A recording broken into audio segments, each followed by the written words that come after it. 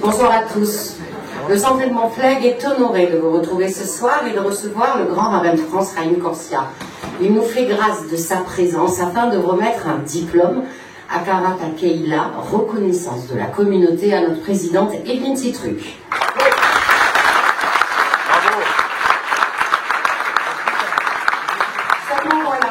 Le Centre Edmond Flegg est avant tout un lieu de pensée, d'échange, de compréhension, au-delà des raisonnements faciles et rageurs. Dans un premier temps, c'est avec un immense plaisir que nous vous recevons pour votre dernier livre, Ma vie avec Edmond Flegg. Monsieur le grand rabbin, vous n'êtes pas à votre coup d'essai avec cet ouvrage. On vous doit aussi, entre autres, je le précise bien, être juif et français, Jacob Kaplan, le rabbin de la République en 2006, Les enfants d'Abraham, un chrétien, un juif et un musulman dialoguent en 2011 et en 2024, Comme l'espérance est violente. Un livre paru dans la collection, donc, Ma vie avec Edmond Flegg. La collection s'appelle Ma vie chez Gallimard. Dans cette collection, on y dévoile des figures secrètes qui ont accompagné des personnalités, de grands esprits, dont l'existence a façonné, si je peux me permettre, leurs pensées et leurs actions. Pour vous, eh bien, c'est Edmond Flegg. Je ne parlerai pas d'une biographie, mais plutôt d'un dialogue entre vous deux, des questionnements dont vous tentez chacun de répondre à deux époques différentes, ce qui lie notre judaïsme à l'idéal républicain. Votre livre est une invitation à découvrir ou redécouvrir une figure emblématique du judaïsme français qui ne cesse de nourrir notre réflexion contemporaine. Alors déjà, bonsoir Monsieur le grand rabbin, bienvenue. Et avant de vous poser la première question, écoutons Edmond Flegg.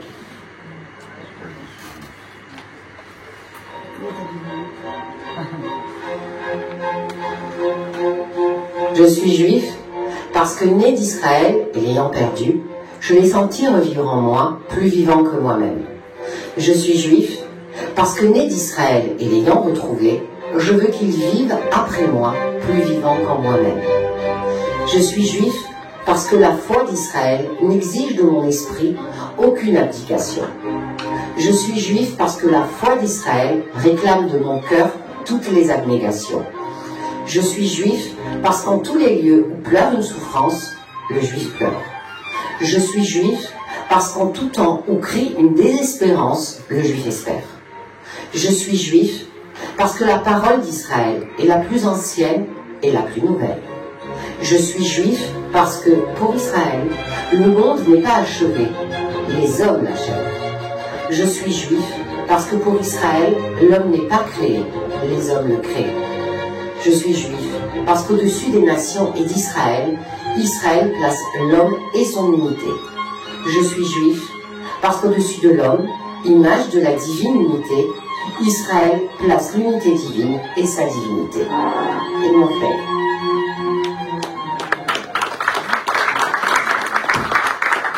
Alors, monsieur le grand rabbin, expliquez-nous votre rencontre avec Edmond Flegg à travers ce poème « Pourquoi je suis juif ». C'est pas un poème, c'est un livre, oui. C'est un livre d'abord qui a une forme assez étrange d'incantation et de dédier à ses enfants à venir. En fait, à ses petits-enfants à venir. Il a 2 garçons. Il dit « J'écris pour mes petits-enfants à venir, qui ne sont pas encore nés. » Le drame de sa vie, c'est que ses 2 enfants vont mourir, un dans les combats, 40, et le premier va mourir en 39 quand il ne pourra pas s'engager pour la France, il aura un problème de santé, et il va se suicider parce que pour lui, ne pas pouvoir combattre pour la France, c'est-à-dire en fait ne pas pouvoir donner sa vie, c'est ne pas l'avoir vraiment. Bon, vous voulez arrêter de le toucher? Non, excusez-moi, c'est la technique. Après, si vous voulez qu'on vous entende avec un Arsène, c'est pas grave. Non, pas du tout, mais je me dis que vous êtes de la famille de ma belle-mère, toujours faire l'inverse. Non, voilà, j'ai dit de la famille de ma belle-mère. Attention. Bon, en gros, Flegg, dans ce que vous venez d'entendre, pourquoi je suis juif, c'est probablement le passage le plus connu d'Edmond Flegg, et pourtant il a écrit des choses tellement merveilleuses, des pièces de théâtre, des biographies, notamment de Moïse, Jésus, des choses formidables. Et il a écrit surtout le livre absolu qui s'appelle l'Anthologie du judaïsme. Donc, il faut qu'il arrête de jouer avec son bouton aussi. Il est peut-être de la famille de votre belle-mère. Non, lui, il va être disjoqué dans sa vie. Il va faire du harcèlement. Je pense qu'au-delà de tout, et ce texte, c'est étrange, et vous avez raison de l'avoir appelé une poésie, ce n'est pas une au sens strict du terme, mais c'est quelque chose qui nous élève au-delà des mots. Et c'est le propre d'une poésie, de ne pas s'enfermer dans des mots. Et Flegg a ce don, un peu comme Stefan Zweig. Je ne sais pas si vous lisez des livres plutôt, je vais dire simple, des biographies. Vous lisez par exemple un livre peu connu, mais pour moi l'un des merveilleux de Zweig, qui s'appelle Mary Stuart, sur la biographie de Mary Stuart de Zweig. Il y a une sorte de poésie des mots. Vous rentrez dans l'histoire. Il a ce don que j'appelle quasi prophétique, et lui c'est le prophète de l'espérance. Et quand il écrit « Pourquoi je suis juif ?», il ne dit pas simplement pourquoi lui est juif, mais qu'est-ce que nous tous ici et nous toutes, avec nos rapports plus ou moins distants par rapport à la foi, à l'engagement de la pratique religieuse, notre distance, notre proximité avec tout ce que constitue le judaïsme, et lui il nous dit, ben voilà pourquoi tous vous vous reconnaissez. Au fond, il est celui qui crée émotionnellement cette forme de Mont Sinaï où personne ici ne pourrait dire dans cette phrase je suis pas d'accord. Alors, réécoutons si vous voulez, faites-le, tout seul, relisez-le, le texte de Pourquoi je suis juif, j'ai vu qu'il était en vente là au fond. Mais vous verrez, il n'y a pas une phrase où vous ne vous dites pas c'est faux. Et mieux, il n'y a pas une phrase qui n'a pas sa modernité absolue. Je suis juif parce que partout où pleure une souffrance, le juif pleure. Regardez, on vous dit, vous êtes pas concerné par ce qui se passe ici ou là. Quoi ?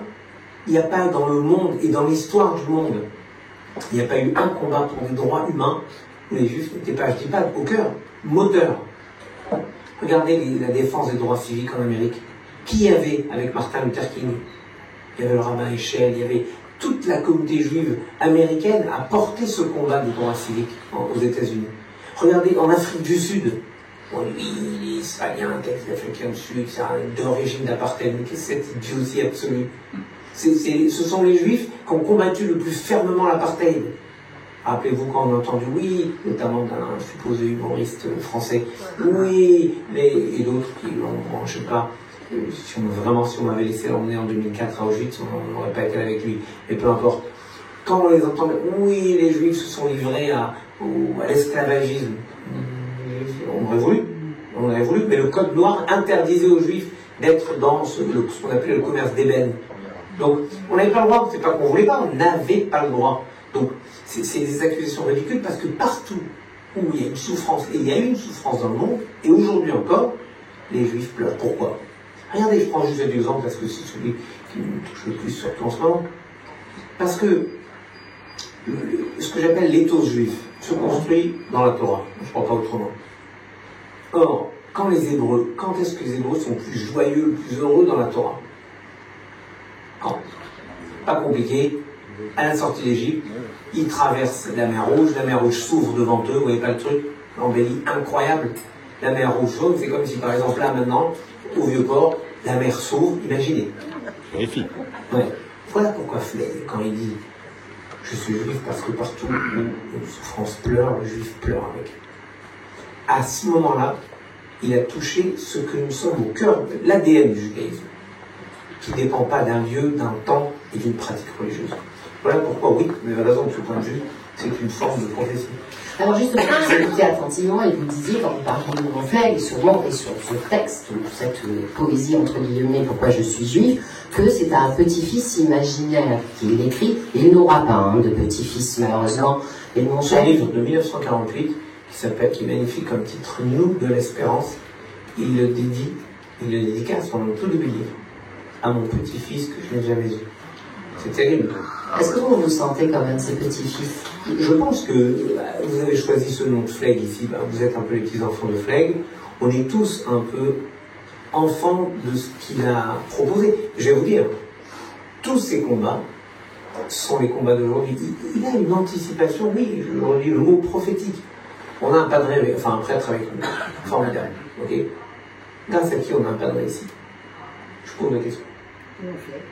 Edmond Flegg. Oui, le cardinal qui l'envoie, le padre qui veut venir, Jules Isaac qui a su convaincre le pape Jean XXIII de ce schéma incroyable. Il faut que vous passiez de l'enseignement du mépris à l'enseignement de l'estime.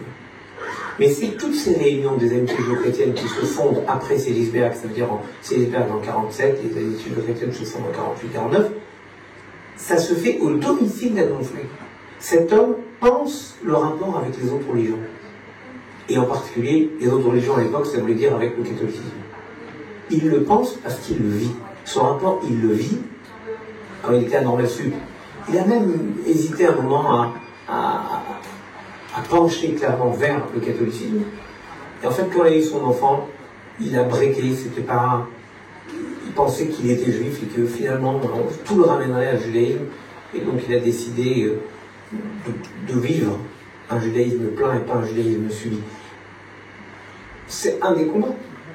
En fait, il a anticipé sur aujourd'hui. Aujourd'hui, est-ce que les uns ou les autres, vous connaissez les éclaireurs israélites de France? C'est bien. Voilà, bravo. Formidable, vous les connaissez. Les éclaireurs israélites de France vivent sur un concept incroyable de minimum commun. C'est-à-dire kasher, Shabbat et les offices. Voilà. Eh bien, c'est Edmond Flegg qui a inventé le concept de minimum commun. Mieux que ça, il était le président des éclaireurs. Il était le président d'honneur au départ, il était ensuite président. Donc c'est quelque chose d'assez impressionnant. Tous les combats, je vous dis, d'aujourd'hui, de ce que je dis d'aujourd'hui, il les a vécus, il les a anticipés. Je pourrais vous en citer 10 autres. Alors, dans la structure de votre livre, je vous l'avoue, je ne suis pas souvent impressionnée, mais j'ai quand même été un peu impressionnée, je dois l'avouer, puisqu'il y a beaucoup de références bibliques à des textes, mais pas que, puisque vous invoquez beaucoup de penseurs, de poètes français, et même pas que, puisque dès le départ, dès l'Incipit, vous invoquez Attar de Nishapur, ce poète persan du XIIe siècle que je ne connaissais même pas. Comment vous sélectionnez toutes ces figures? Comment vous les avez sélectionnées? Vous lisez et vous découvrez des textes qui sortent de ce que vous lisez tous les jours. Vraiment, je vais vous dire, dans l'anthologie, par exemple, j'en parle dans le 7e chapitre. Dans l'anthologie, il cite un fabuliste, c'est Flegg, qui cite un fabuliste du XIIIe siècle qui a, de mon point de vue, évidemment inspiré La Fontaine. Vous lisez le texte qu'a choisi Flegg et vous ne pouvez pas ne pas vous dire c'est un poème de La Fontaine. Pardon. Donc en fait, la connaissance humaine est immense. Quoi que vous puissiez lire et découvrir, vous aurez toujours de quoi découvrir. Et je vous engage à... Ça, mais je suis aussi incollable, si vous voulez, sur les footballeurs. Par exemple, j'étais à un mariage tout à l'heure, j'étais fou de joie. Parce que maintenant, ils font des kippotes. Je ne sais pas ce que c'est chez vous, là, les gâteaux rouges, je vois bien ce que c'est, mais kippotes orange, je ne sais pas ce que c'est. Mais j'ai beaucoup aimé celle-là.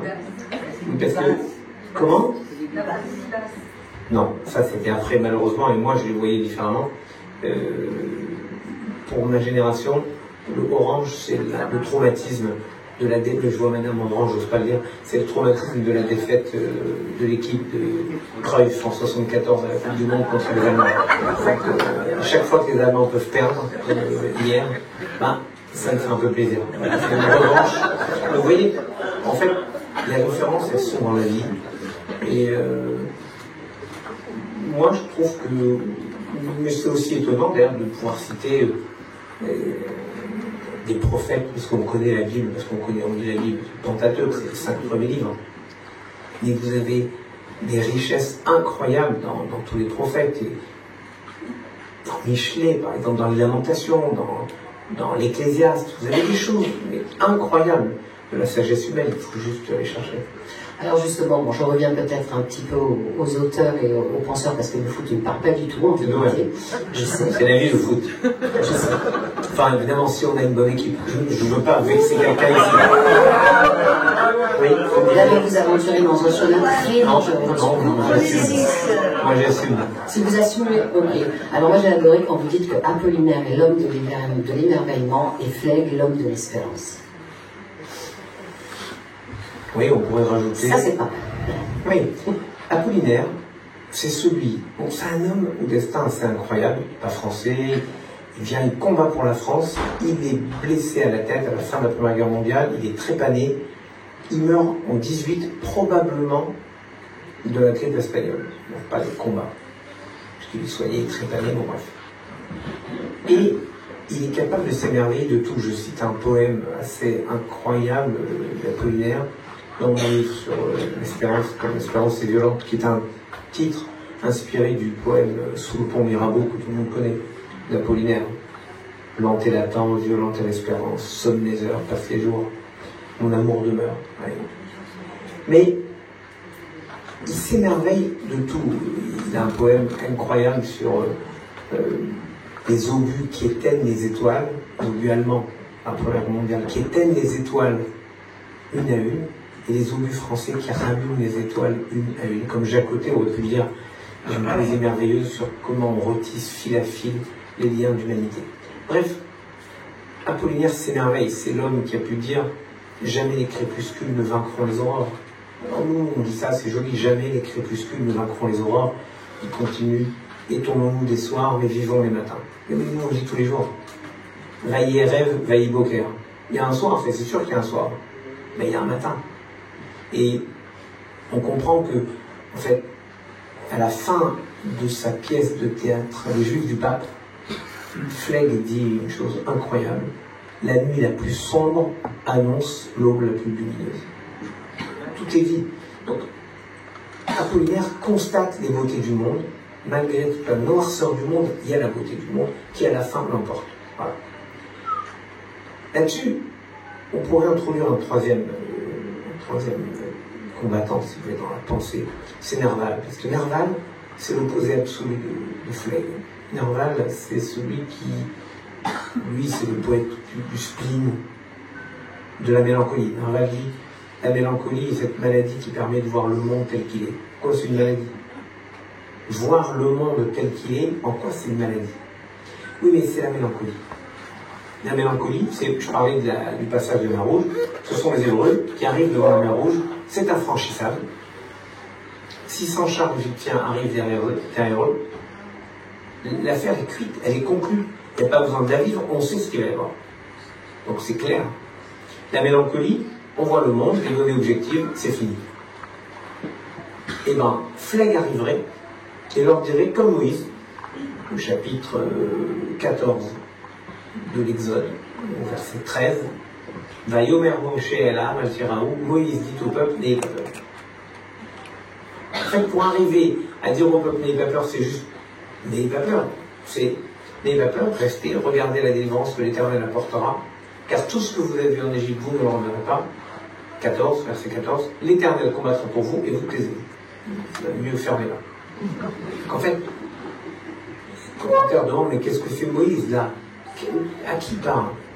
Et le commentaire dit, voilà, Moïse se rend compte que le peuple s'est scindé en 4 groupes. Comme souvent, nos communautés, je le dis devant, j'ai vu Michel tout à l'heure, je peux lui passer Michel. Il est par là, notre bon président, tu connais ça, Michel.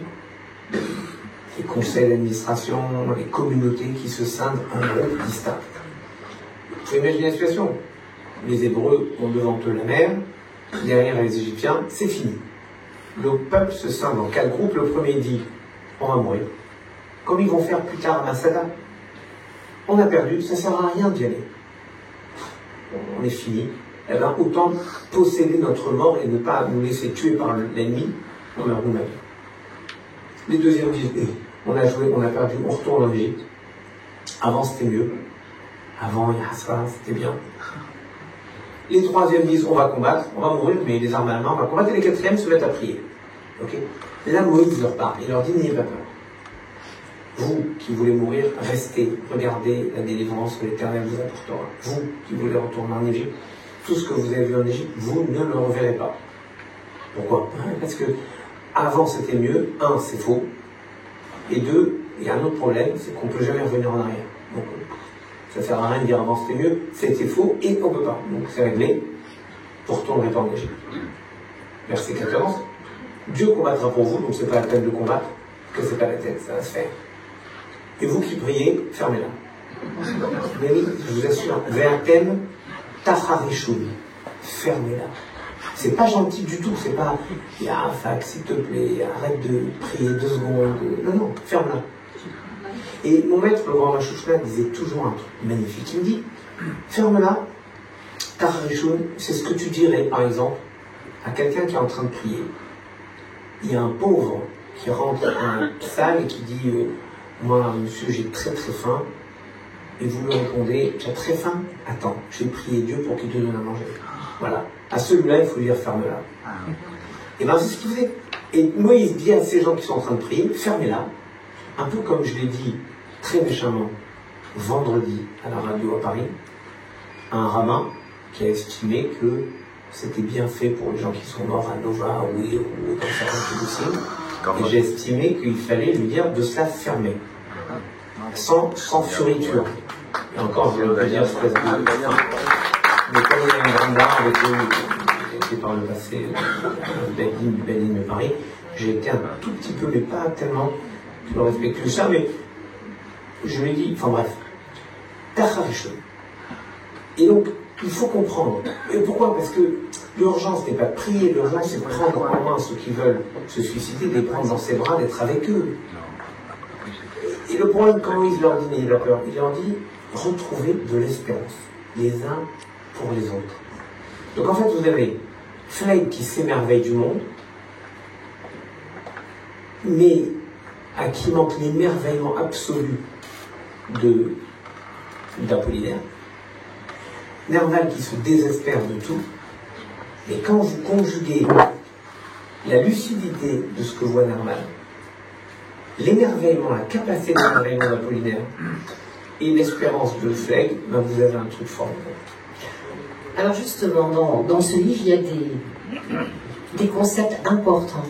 Et je pense sincèrement que la présence du passé est très importante pour comprendre l'époque actuelle. Il y a des définitions.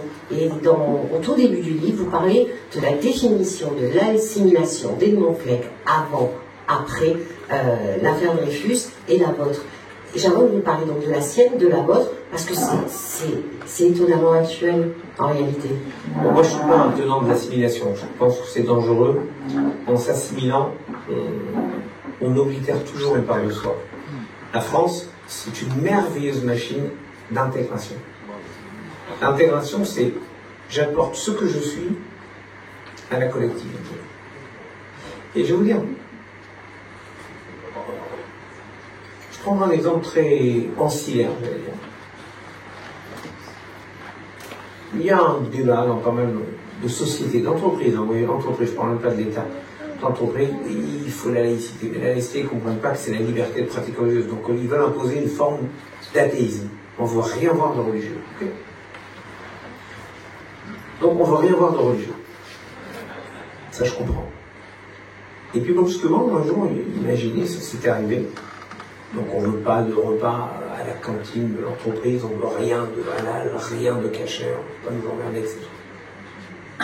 Brusquement, un jour, il y a des hommes d'affaires d'un pays, pas du Golfe, qui se pointent pour un super rendez-vous. Et là, brusquement, l'employé musulman à qui on refuse d'avoir, comme ça m'est arrivé de voir dans les armées, par le passé, que j'ai dû régler ça, on vient de voir d'un coup, ils sont là, on voudrait les recevoir, mais est-ce que tu peux nous aider à faire halal pour eux?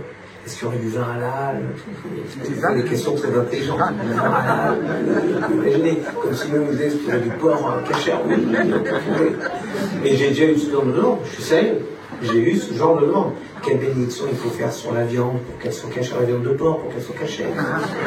Bien sûr, alors on ne donnera pas du porc, mais du jambon, est-ce qu'on peut mettre? Je vous assure, ce genre de questions. Et brusquement, l'employé juif à qui on a refusé une absence pour Kippour, il a dû se bagarrer pendant 2 mois avant pour obtenir de pouvoir les décompter de ses... Enfin bref, je ne sais pas quelle histoire racadavantesque. Brusquement, lui, ça devient une ressource. Moralité. C'est parce que nous sommes différents que nous pouvons apporter quelque chose à la collectivité. En quoi on est différents? Ben voilà, Flegg l'a dit. Nous sommes des porteurs absolus d'espérance. Et dans une société anomique, en France, aujourd'hui, nous sommes une société anomique où il n'y a plus d'espérance. Regardez, je ne fais pas un tableau noir de la situation, mais moi j'ai 2 indicateurs absolus, nombre de mariage, nombre de naissance.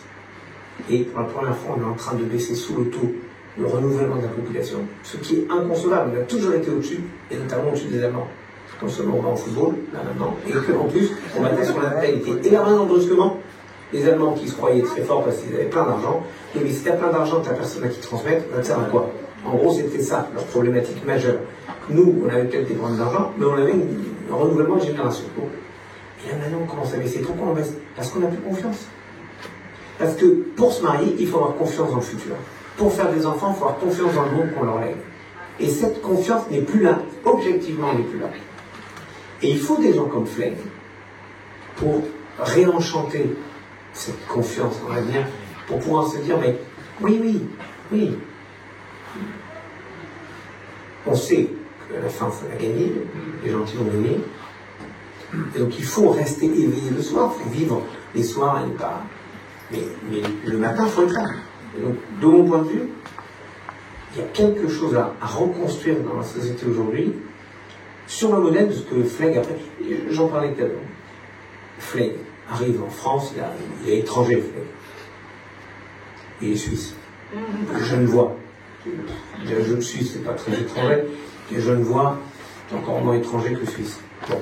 Il est Genevois, n'empêche qu'il est étranger. C'est pour ça qu'il va s'engager dans la Légion étrangère pendant la guerre mondiale. Mais il est étranger. Il arrive à Normand Sud, tombe sur un copain Action française, il s'abonne à l'Action française. Il a résilié son abonnement à l'Action française à la naissance de son fils. Et puis, il est même tenté par son copain, Bourreau, d'aller vers le catholicisme. Mais c'est un mouvement classique à l'époque, au début du XXe siècle. Pensez par exemple que le premier juif qui entre à l'Académie française, qui s'appelle Bergson, qui fait sa thèse en 1900 sur le rire, il rentre à l'Académie française, il est élu en 1914 et il rentre officiellement en 1918. Lui, il était dans un mouvement de conversion au catholicisme, mais il dit, s'il n'y avait pas eu la Seconde Guerre mondiale, je serais allé jusqu'au bout, mais il n'est pas question pour moi de quitter le destin juif au moment où ce destin devient signe d'opprobre. Façon de dire, moi je peux aller vers le catholicisme, mais pas au prix d'abandonner le judaïsme quand ça devient une honte et une difficulté d'être juif. En fait, lui, il fait vraiment partie de ce que j'appelle le peuple juif, c'est celui qui dit, peu importe ce que je crois, mais je veux faire partie de ce groupe humain. Bon. Flegg est sur cette ligne, écoutez bien. C'est incroyable quand on réfléchit. Peggy. C'est Peggy la clé. Charles Peggy, à fond d'une revue qui s'appelle la Quinzaine, le Cahier de la Quinzaine. Et dedans, il publie des nouvelles, notamment d'un auteur anglais qui s'appelle Israël Zangwill. Je ne connais pas Flegg. Parce que pour lui, le judaïsme, c'est pas le judaïsme. C'est d'abord. Parce que Flegg, à cette époque, n'est pas juif. Il est israélite. Et encore, je dirais français de confession mosaïque. Il y a bien la distance. Et quand il découvre les écrits de Zangwill, il découvre le Shtetl, le Talmud. Un truc authentique, qu'il ne connaissait pas. Ce n'est pas les juifs qu'il a à la plaine Monceau. À la plaine Monceau, il ne voit pas ça. La yeshiva, il ne sait même pas de quoi on parle. Et il boit ses nouvelles et ses textes.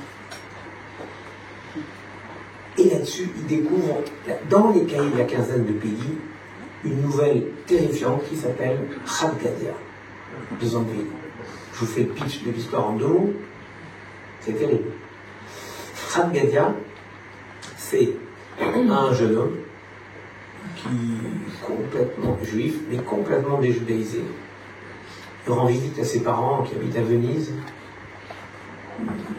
Il se pointe à la maison de ses parents. Et c'est le soir de Pessah. Mais lui, il ne savait même pas que c'était Pessah. Il est loin de tout.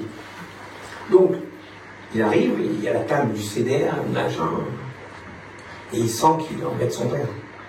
Son père, il n'y a pas une phrase qu'il lui fait sans lui reprocher de ne pas être assez juif. Ouais, t'es plus là, t'as pas tout placé. En fait, vous voyez, il y a les 4 enfants le soir de Pessah. Le méchant, le sage, le simple, et celui qui ne sait pas poser de questions. Et il y a celui qui emmerde son père, c'est lui. Voilà. Qu'est-ce que tu fais là? Tu comprends pas? Oui, on va dire un truc que tu ne connais pas. Enfin, c'est terrible. Et le petit est fracassé. Parce que lui, toute sa vie, le monde des affaires dans lequel il est, le renvoie au fait qu'il soit juif, alors que lui, il ne demande rien. Donc le monde le trouve trop juif, et son père lui dit qu'il n'est pas assez juif. Et donc il est dans une injonction paradoxale, et il décide de se suicider, Voilà l'histoire. Flegg, il dit, moi je ne serai pas ce jeune, j'arrive. Et quitte à être toujours juif, je vais savoir ce que c'est être juif. Et donc il apprend. Il va chercher le Talmud, il apprend l'hébreu pour traduire lui-même. Il apprend l'araméen pour traduire lui-même. Et il va chercher le Talmud en araméen, il va chercher la Mishnah, et il va chercher la Torah. Quand une traduction ne lui plaît pas d'un texte, il traduit lui-même. J'ai retrouvé les textes, une traduction complète de Flegg, du Pentateuque, qui va retraduire lui-même pour trouver le mot juste. Bon, c'est assez formidable, cette recherche du judaïsme, de l'étude des textes. Et donc, Peggy, à travers Zangwill, va transformer, et puis bien sûr, vous avez raison, c'est la rencontre avec l'affaire Dreyfus, où finalement ils se rendent compte que, quoi qu'on fasse, on était renvoyé à un camp. C'est pour Dreyfus ou contre Dreyfus. C'est comme aujourd'hui. Aujourd'hui, c'est très simple. Si quelqu'un vous dit, moi je pense que Dreyfus est coupable, vous savez qui il est. Il peut dire ce qu'il veut, s'appeler comme il veut, on sait qui il est. Comme ceux qui disent que Pétain a sauvé les Juifs. Il faut juste voir la réalité historique. Et ceux qui doutent, lisez un bouquin incroyable de Laurent Joly, incroyable, qui vient de sortir, sur l'histoire de la pensée autour des Juifs de la Shoah en France.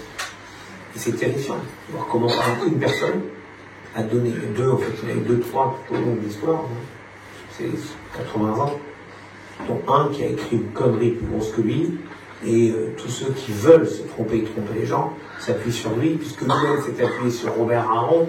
Robert Aron a fait le contresens absolu, puisqu'il était plus ou moins encouragé à le faire par la famille de Laval.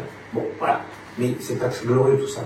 Ce que je vous dis, c'est que l'affaire Dreyfus, c'était un moment de combat, écoutez bien ce que je vous dis, pour ou contre la République.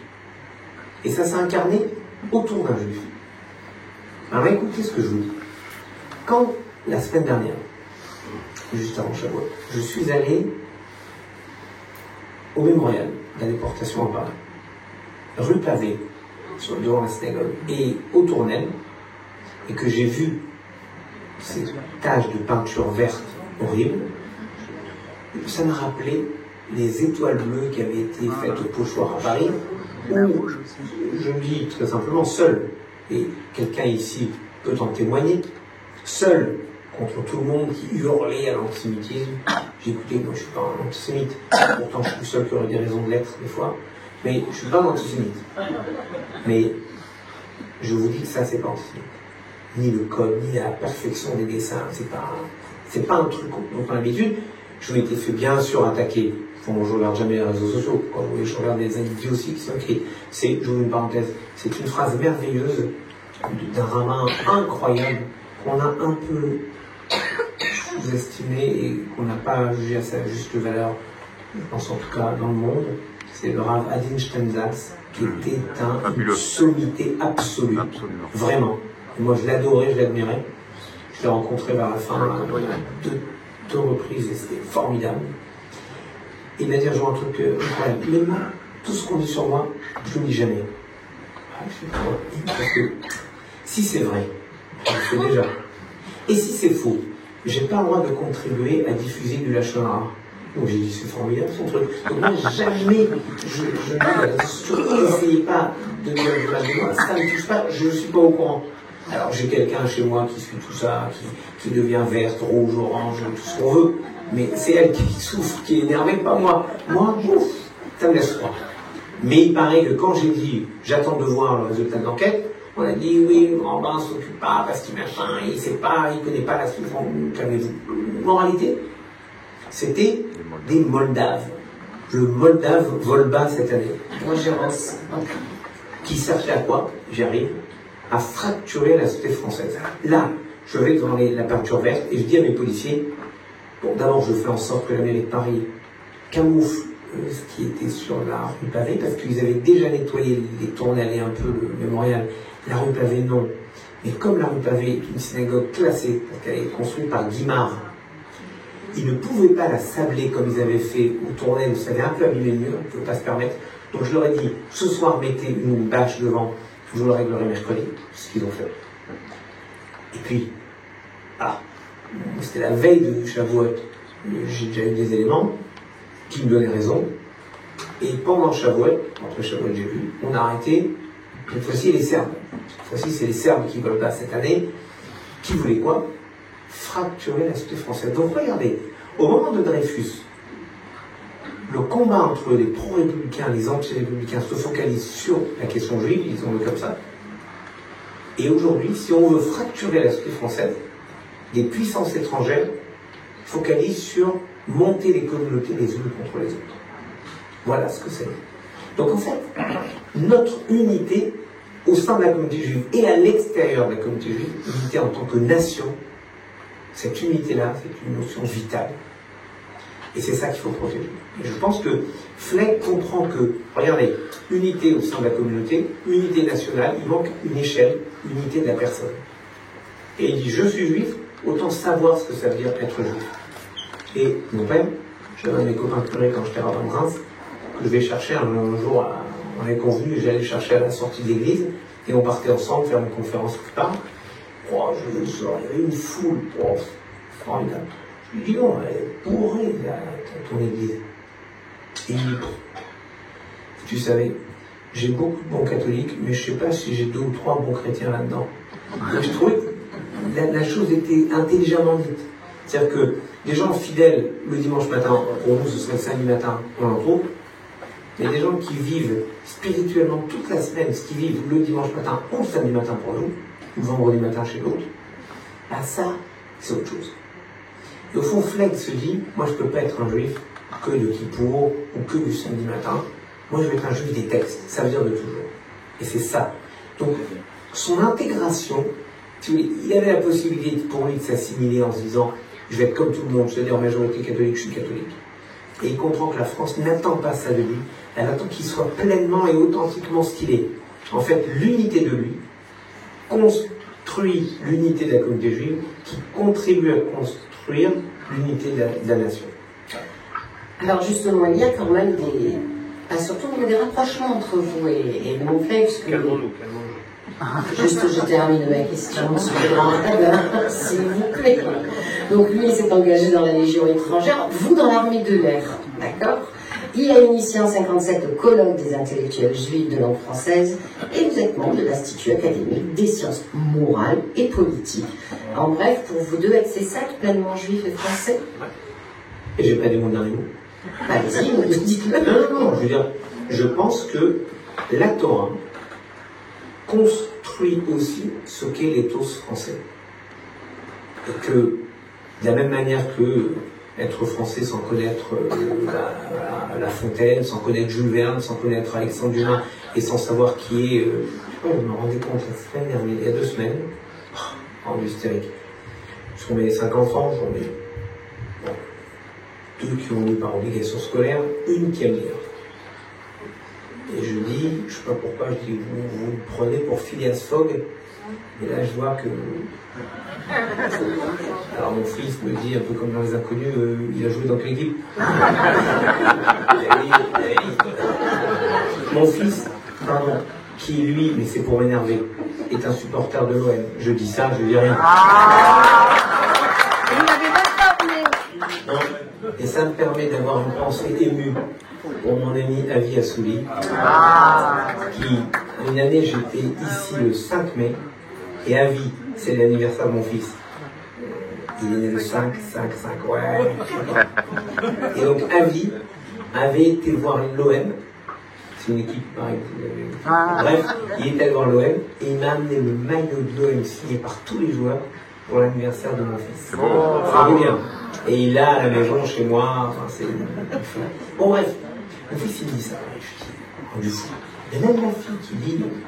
Donc, je suis allé dans une librairie, il y a des livres formidables, je lui ai acheté une édition facsimilée de l'original du Tour du Monde en 80 jours, de Verne, plus l'édition en poche pour qu'elle le lise plus facilement, parce que c'est une édition, genre un beau machin que vous lisez dans la bibliothèque, que vous lisez jamais. Mais au moins, elle aura le Tour du Monde en 80 jours, et là, elle est en train de lire le Tour du Monde en 80 jours. Si vous ne lisez pas ça, vous n'êtes pas vraiment français. Et tout, ce qu'est notre culture, notre littérature. Bah, pour Juliane, c'est la même chose. Il y a des choses qu'on doit impérativement avoir lu, connaître, chercher. En fait, Juliane, c'est simple, vous ne savez jamais. Vous savez que vous ne savez jamais. Et vous êtes toujours à apprendre. Donc, moi, je pense que, à la fois pour revenir à la question présente sur l'intégration par les textes. Et donc, oui,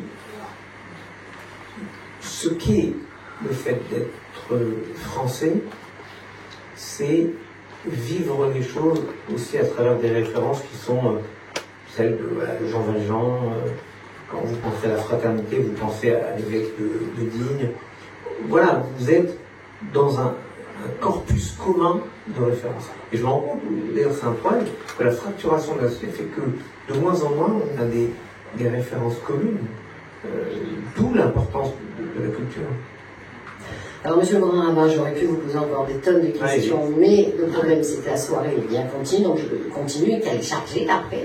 Donc, une dernière question, en revanche, avant de passer à la deuxième partie de la soirée. Finalement, on va pas se cacher, c'est un petit peu compliqué en ce moment, quand on est français et quand on est juif. Eh bien, c'est quoi être français et juif pour vous en 2025?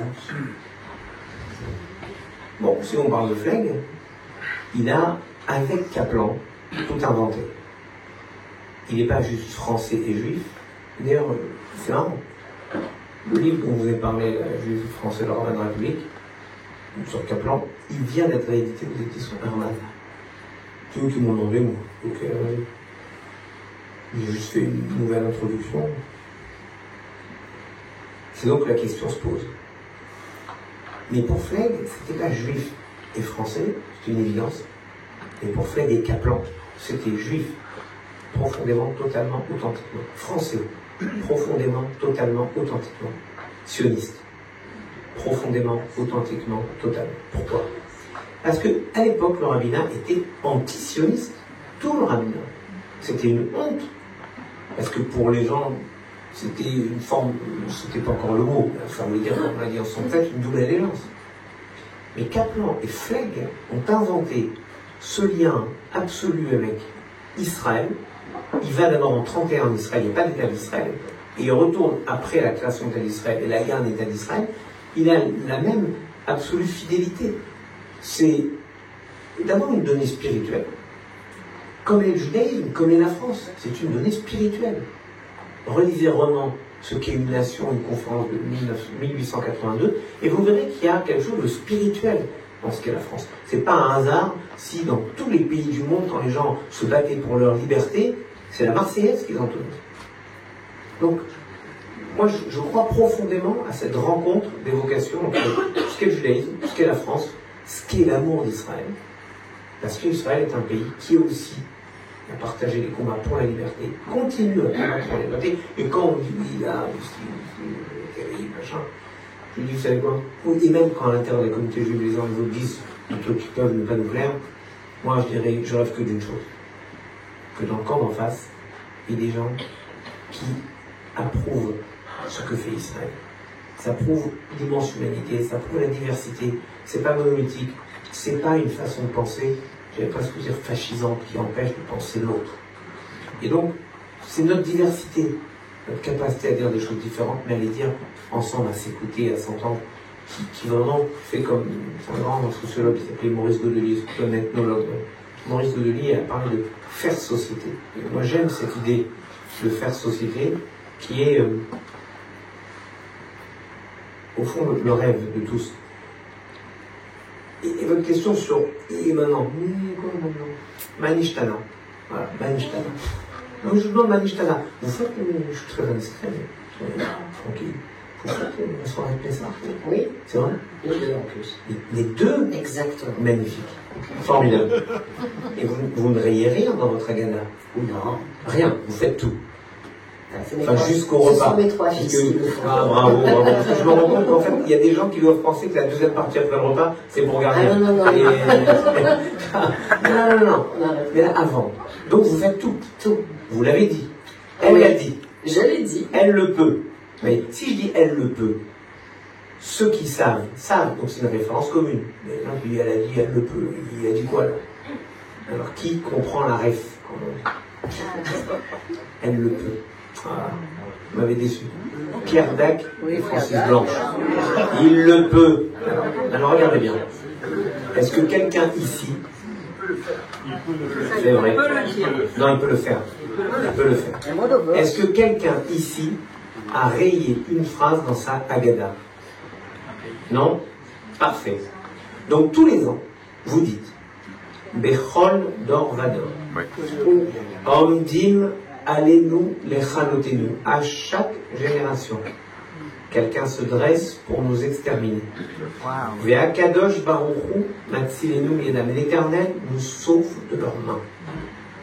Donc si vous ne rayez pas ce texte, vous le dites, vous l'énoncez, vous y croyez. Et bien je vous dis, c'est la même chose. Aujourd'hui, il y a des gens qui veulent nous exterminer, soit physiquement, ils aimeraient avoir des bombes, des machins, des trucs pour nous exterminer, soit qu'ils ont commencé à le faire, et ce sont eux les génocidaires, parce que les génocidaires, croyez-moi, ce n'est pas une question de chiffres.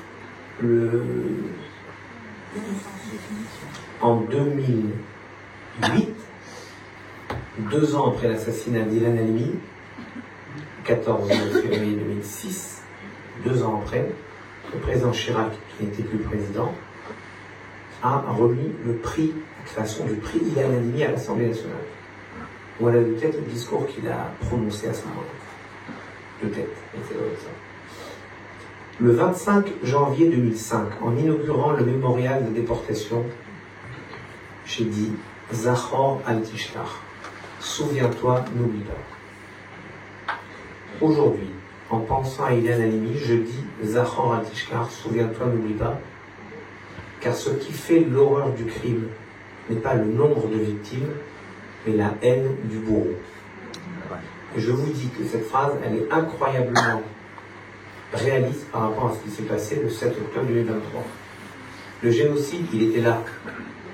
C'est pas 1200 morts, vous dites c'est moins que 20 000, 30 000, 40 000, 50 000, je sais pas. J'allais presque dire randonnée corrigée des variations saisonnières. Je sais pas, je ne connais pas ces chiffres, c'est forcément trop. Mais la volonté, c'était de tuer autant de juifs que possible.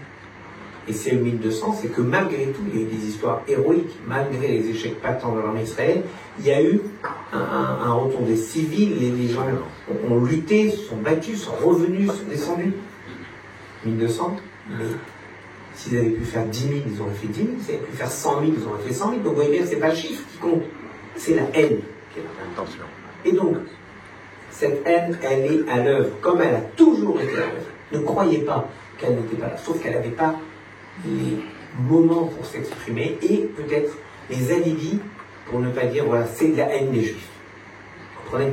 Quand vous dites c'est de la haine des Israéliens, alors c'est plus acceptable pour certains. Rappelez-vous cette phrase terrifiante. Hitler a une responsabilité terrible, il a rendu insupportable l'antisémitisme. Donc pendant un temps, personne n'osait dire je suis antisémite. Mais un temps seulement, en 1905, à Oran, en France. Là, ça va. À Oran, en France, en 1905, un maire. Ouais, madame, en France. Tiens, mon grand-père. Ouais, ça c'est méchant. Moi, je lui dis la belle-mère. La belle-mère, elle me dit quand même, je suis un peu plus jeune. Et moi, elle me compare avec son grand-père. Âgé en France. Et oui, les gens me disent, vous savez l'histoire que j'ai eu quand j'ai fait les EOR, les élèves officiers de réserve à l'armée. Donc on a un dossier à remplir. Lieu de naissance, tac, le nom des parents, tac, tac, lieu de naissance des parents, tac, tac. Oran, mon père, Tlemcen, ma mère. On va voir qu'Algérie. Non, c'est la France. Non, Algérie. Non, c'est la France. Alors, appelle le lieutenant. Grosse question. Appelle le lieutenant. Ah, mon lieutenant. Non, regardez marqué date d'entrée sur le territoire national. Mes parents ne sont pas entrés sur le territoire national, ils étaient sur le territoire national parce qu'ils sont nés sur le territoire national. Oui, mais ça veut dire date d'entrée en métropole. Ah, mon lieutenant, si c'est que ça ne bougeait pas, je prends le stylo, je raye en France et je marque en métropole et là je mets voilà, la date d'entrée en métropole. Et là, bon, je vais vous dire comment j'étais adoré dans la bande là-bas. Mais je vous assure que il faut comprendre que cette idée-là, il y a une façon de comprendre qu'à chaque époque, il y a eu une haine qui s'exprimait d'une façon ou d'une autre. Avec Vlagon ou sans Vlagon. En 1905, un maire sur un parti antisémite est élu à Oran. Agé, mais vous oubliez qui était député d'Agé? Max Dragis, Drummond. Le maire, Max Dragis, c'était le maire. Mais Drummond était député d'Alger, le salopard qui a écrit le best-seller de l'époque, La France juive. Donc on n'est pas, et encore, je vous parle de ça, mais il y avait clairement un mouvement antisémite avéré. Vala, il dirige le commissariat en question juive, mais n'oubliez pas la réponse, la rangue de Vala en 1936 à Blum à la Chambre. Il dit, c'est donc pour la première fois ce vieux pays gallo-romain sera dirigé par le président Larrette. Je crois que le président c'est Charles Kestner. Mais comme... Non, il était son nom. Le président Larrette, ce Vala, taisez-vous, vous êtes loin. Non, laissez-moi finir, sera dirigé par un Israélien, je sais pas comment il dit. Il ne peut pas dire un juif, un israélite, c'est pas même. Sans aucune vergogne. Mais moi, je connais quelques textes. Et alors, je vais vous raconter un texte en conclusion. Les questions de la salle, j'imagine. Non? Pas aujourd'hui. Ah, c'est grave, ça. Comment vous voulez faire un petit truc, m'engueule pas, c'est pas Falada. Regardez, c'est elle qui décide. Regardez ce texte merveilleux dans le Talmud. Rabbi Akiva arrive avec 3 rabbins sur une colline. Rabbi Akiva, il vit à l'époque de Bar Korba, donc il est en 135. À l'époque de Bar Korba, c'est 135. Donc on est 65 ans, 67 ans après la destruction du temple.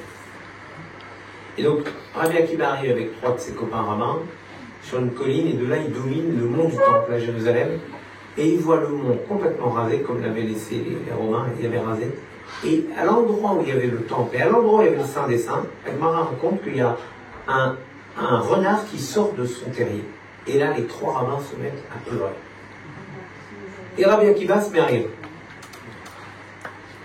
Alors, ils lui disent, mais Rabbi Akiva, t'as perdu la tête ou pas? Dites-vous, pourquoi vous pleurez? Et toi, pourquoi tu ris? Je sais, mais vous, pourquoi vous pleurez? On pleure parce que... tu rigoles, quoi. C'est marrant, tu rigoles, quoi. Mais on pleure parce que dans cet endroit où le renard vient de sortir, avant, il y avait le temple, et c'est là, dans ce lieu précis, que seul le grand prêtre pouvait rentrer 2 fois l'an pour Kippour, point. Et là, tu te rends compte qu'un renard a fait son taille, et puis c'est marrant, parce que c'est exactement pour ça que moi je ris. Pourquoi tu ris? Eh bien, je ris parce que, à la fin du livre des Lamentations, il y a marqué Shoalim Yel Chouba. Vous verrez que les renards iront sur cette montagne. Et Rabbi Akiva leur dit, vous voyez, si je vois devant moi s'accomplir les versets de malédiction, je sais donc que tous les versets de rédemption s'accompliront de la même façon.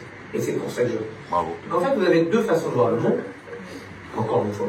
Soit comme Nerval, voilà, c'est terrible, le renard il sort, va pleurer, va faire Kaddish, c'est fini. Soit comme Flegg, qui vraiment dans un livre incroyable que j'ai découvert, je raconte dans le codicie, la fin de mon livre, je raconte comment un de mes amis le trouve par hasard sur le parapet en face du 1 qui est aux fleurs là où il habitait, un livre d'un journaliste qui s'appelait Lost, qu'il a écrit en 1955, où il demande à des penseurs de l'époque qu'est-ce qu'il ferait, à quoi il penserait si il leur restait 15 minutes à vivre. Vous savez, il y a une chanson comme ça d'Yves Simon. Si une bombe atomique tombait sur New York, que ferez-vous? J'ai rêvé New York. Il répond, moi, je fracturerai, il vous reste 15 minutes à vivre, je fracturerai la vitrine de Tiffany. Ouais, c'est vrai, t'as raison. Comme ça, tu vas mourir avec des bijoux. C'est bon, voilà, ça fait bien. Ou l'autre, il dit, moi, attendre au coin de la 5e avenue et n'attendre personne. Voilà, ça, c'est le pouvoir pour lui. Bah, Flegg, il lui reste 15 minutes à vivre. Qu'est-ce qu'il dit? Moi, j'espérerai encore l'espérance. Voilà. Et donc, moi, je suis comme Flegg, j'espère toujours l'espérance.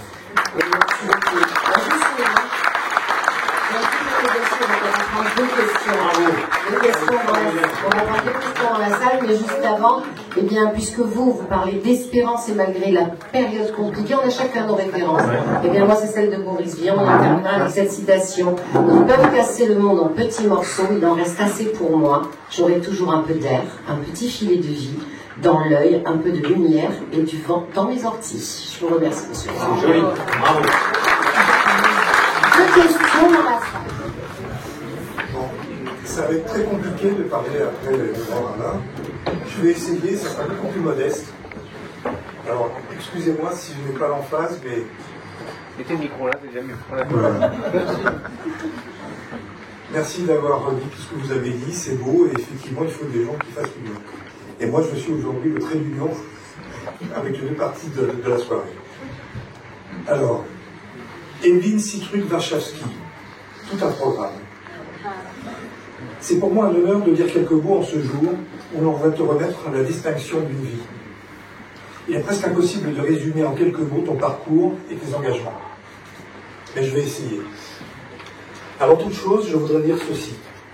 Habituellement, on ne choisit pas sa famille. Tu es l'exception. Tu es la grande sœur que je n'ai jamais eue. Et pour chacun de nous, Myriam et les enfants, toi et les tiens, vous êtes notre famille. Nous avons eu en partage des joies, des épreuves et des peines, comme le départ de Polo, mais on a tenu bon. Pierrot, pardon. Et Polo aussi. Ton nom est une synthèse qui allie les contrastes. C'est une invitation à te suivre. Mais avant cela, il faut bien dire que le premier contact avec toi est souvent rêche, voire de confrontation. Une seconde.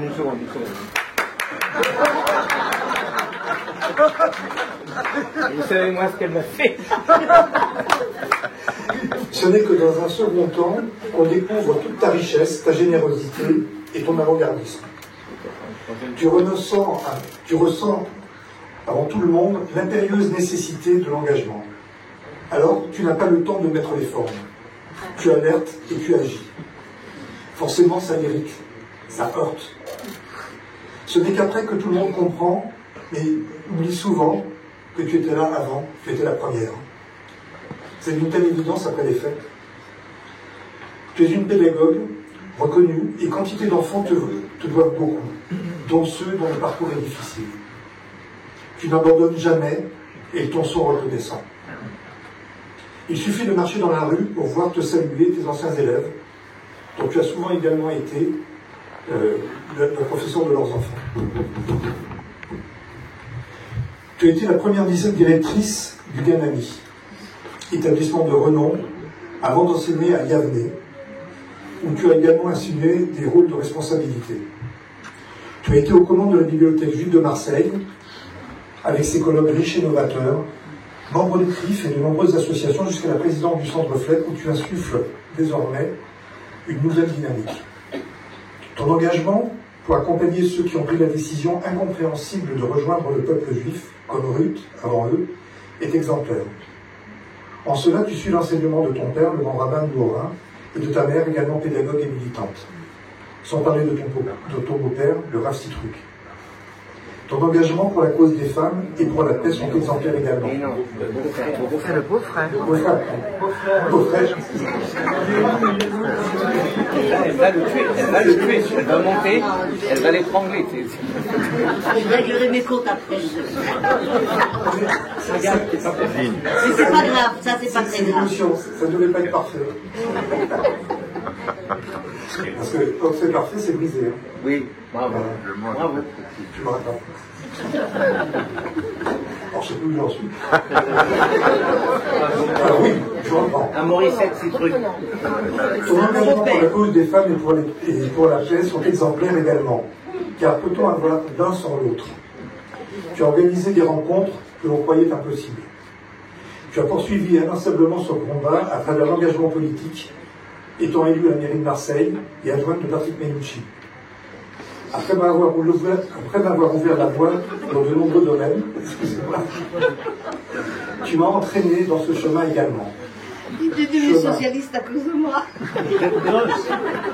Chemin, qu'est-ce qu'un chemin? Le chemin existe quand une personne le suit ou l'emprunte pour la première fois. Et toi, tu as laissé tes empreintes à travers de nombreux chemins quand tu ne les as pas défrichés ou déchiffrés. En conclusion, tu n'as négligé aucun rôle.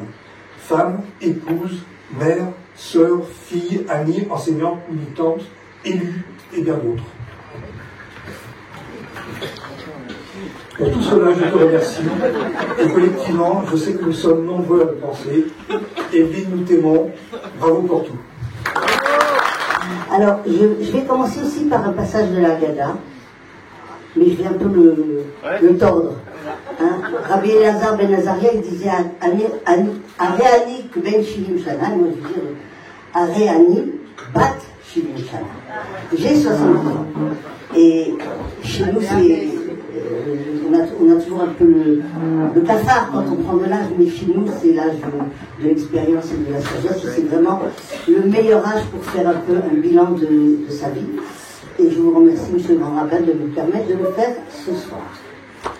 Alors, monsieur le grand rabbin, Chaim Korshia, 8 membres de ma famille que j'aime tellement, chers amis, messieurs et mesdames les élus qui m'ont fait l'honneur d'être là, mais je ne les considère pas comme des élus. Caroline, Pierre, Marie-Hélène, notre Marie-Hélène, Olivia, merci d'être venus, vous êtes tous des amis, vous n'êtes ni des élus, ni des grands rabbins, voilà, vous êtes tous des amis. Alors, chers amis, chers compagnons d'engagement, mesdames et messieurs, c'est avec une immense émotion, je vous assure que c'est vrai, une gratitude sincère et un peu de vertige que je reçois aujourd'hui ce titre de Yekarat Akeila. Tout le monde dit Yekarat Akeila, mais c'est ma faute, je me suis trompée. De la part de ma communauté. Monsieur le grand rabbin de France, cher Chaim Korshia, je vous remercie d'avoir créé pour les femmes ce titre honorifique. Il correspond au titre de Chaver qui existe déjà depuis... Vous savez quand il existe ce titre de Chaver, monsieur le grand rabbin de France? Moi qui l'ai recréé, je n'en sais pas. Non, mais il existe depuis la peste noire. Le Chaver était celui qui accompagnait le rabbin au moment où la communauté juive était décimée. Un peu comme un diacre. J'ai appris ce que c'était un diacre. Il accompagnait le service de rabbin. Aujourd'hui, tout le monde peut accompagner le rabbin. Et plus tard, ce titre a été décerné à une personnalité ayant contribué, participé activement à la vie communautaire. Grâce à vous, l'histoire communautaire s'écrit désormais depuis 2020 au féminin, et encore une fois merci, Chaim Korshia. J'ai toujours été à contre-courant. Orthodoxe moderne, me voici honoré par l'institution que j'ai souvent bousculée. Ceux qui me connaissent le savent, je suis la plus alsacienne des Marseillaises, la plus marseillaise des Alsaciennes, et la plus séfarade des Ashkénazes, ou l'inverse. Peu importe d'où l'on vient, il faut juste savoir qui on est. Alors je vais vous raconter un petit peu, maintenant que je peux parler de ma famille, je ne vais pas m'en priver. Alors moi je suis née à Strasbourg dans une famille où l'engagement communautaire et citoyen est quasi génétique.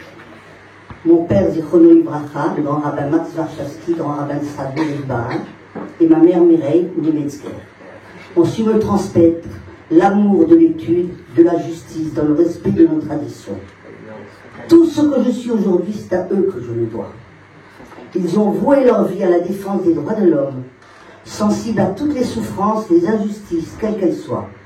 Au nom des valeurs du judaïsme, ils manifestaient ensemble contre les régimes autoritaires. Les mêmes valeurs les animaient en dépit de leurs origines culturelles différentes. L'un d'Europe centrale, l'autre d'Alsace. L'un issu de l'immigration, l'autre attaché à la République comme l'étaient les juifs alsaciens comme Alfred Dreyfus. Mes parents incarnaient ainsi l'alliance du judaïsme polonais et alsacien. Tous deux sionistes, voués un fervent amour à Israël. Preuve en est que tous mes frères et sœurs ont fait leur alliance. À leurs yeux, Israël devait représenter un idéal de justice et d'égalité. Pour le défendre, ils n'hésitaient pas à s'engager aussi bien ici que là-bas. J'ai grandi à Strasbourg, entre le Gan Shalom, l'école Akiva, et les éclaireurs israélites de France. Et si vous voulez en savoir plus sur les anciens Zéhi, Demandez-lui son totem. Moi, ce fut, et ça reste, Paprika. En 1978, là vous en faites... oui, c'est une épice. C'est une épice qui est douce, monsieur Grand Rabbin. Oui, mais des fois, elle peut être très puissante. C'est comme le sablé. En 1978, après des études d'éducatrice et d'institutrice, Pierre, mon mari, et moi avons rejoint son frère Joseph Citruc, alors grand rabbin de la ville de Marseille. Mon beau-frère m'a confié une mission, celle de créer une école juive dans le centre-ville. Et c'est ainsi que le Ganami accueille actuellement 900 enfants, et je voudrais saluer, je vous salue au fur et à mesure les représentants de ces institutions. Un des premiers présidents et amis, Joseph Aziza, je voudrais qu'on l'applaudisse très fort, je suis tellement fier qu'il soit là, et le président actuel, Bruno Bazani.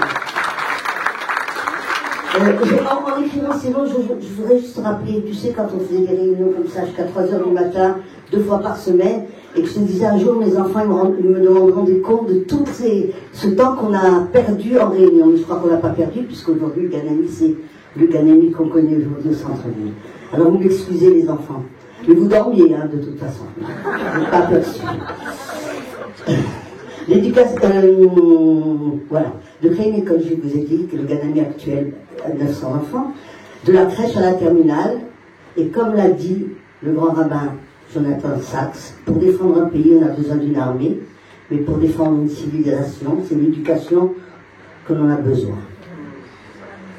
L'éducation, ce n'est pas juste une salle de classe. Et là, je voudrais faire une petite allusion à Pierre Huguet, qui est le délégué, l'adjoint aux écoles à la ville de Marseille, qui est aussi un ami, c'est pour ça que, mais comme c'est bien à propos, je le salue personnellement. Alors l'éducation, ce n'est pas juste une salle de classe, c'est une vision du monde. Éduquer, c'est donner les moyens de penser par soi-même. J'ai exercé par la suite en tant que professeur de collège et professeur des écoles à l'école Yablé. J'en profite pour saluer Élie Benaroche qui se trouve là, et également aujourd'hui à la vie. J'ai été directrice de l'école primaire jusqu'à ma retraite en 2018. Mais c'est au titre de directrice du Ganami que j'ai vécu une expérience unique, alors que les travaux pour le Ganami, rendus possibles grâce au maire d'alors, Gaston Defer, ami personnel de mon beau-frère Joseph Citruc, étaient en cours à son emplacement actuel. J'avais obtenu une bourse afin d'étudier à l'université du Mont Scopus, dans le cadre du développement de l'éducation juive en diaspora. Pressentant que cette expérience allait bouleverser ma vie, je n'ai pas hésité à emmener mes 3 enfants en bas âge avec moi. Pour la première fois, j'ai découvert la dimension de l'étude pour les femmes. Jusqu'alors, plutôt reléguées dans l'espace domestique et familial, qui n'avaient pas eu accès aux études talmudiques. Cette position les avait mises dans une... injonction les avait mises dans une position où il leur était impossible de se défendre contre les inégalités. Et là, j'aimerais citer un maître comme ça de tête, Yeshayahu Leibovitz, qui disait: les maîtres du Talmud, qui sont les génies incarnés, qui ont créé l'œuvre la plus fondamentale du judaïsme avec un seul défaut, c'est qu'ils avaient exclu les flammes de cette dimension. Ils s'étaient privés de 50% de leur intelligence. Alors on rattrape. J'ai découvert également, cette année-là, des bâtés midrash, des yeshivot pour les femmes, des cercles d'études talmudiques mixtes m'ont accueilli. À l'âge de 35 ans, j'ai réalisé que nous pouvions être d'éternels étudiants, ce que nous intime d'ailleurs le projet du judaïsme. Croire que la pensée, la parole, le texte et la discussion nous construisent, cette conviction m'a poussé à l'action. La présidente de la bibliothèque juive de Marseille, je voudrais saluer la fondatrice, Claire Nadjari, donc j'ai vu son mari. Aussi. Tout ça, ce sont des amis, mais on a fait des routes, un morceau de route ensemble. Mon engagement politique en tant qu'élu municipal dans le 9e et 10e arrondissement, puis dans le 1er et 7e arrondissement, délégué à la politique de la femme, cet engagement citoyen au service de ma ville et de mon pays, à favoriser les rencontres au sein des associations de femmes du quartier, la participation à de nombreux colloques et à de multiples discussions.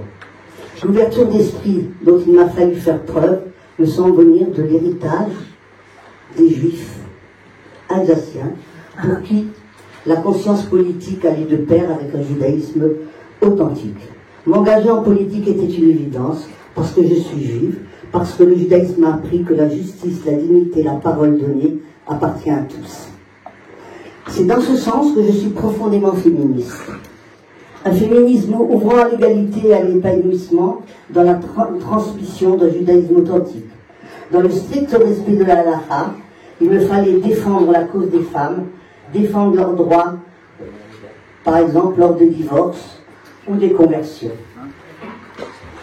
Ainsi, j'éprouve une grande proximité avec des femmes comme mon amie Liliane Vanna, qui je souhaite vraiment revoir chez Emma, parce qu'elle est sur un lit d'hôpital et je crois qu'elle m'entend, en tout cas elle m'inspire, qui revendique l'héritage de la Torah et de son étude comme un droit retrouvé, mais aussi avec toutes les femmes qui luttent pour leur vie et leur liberté, les femmes iraniennes, afghanes, qui risquent la prison parfois leur vie, dans les combats contre la violence et l'injustice.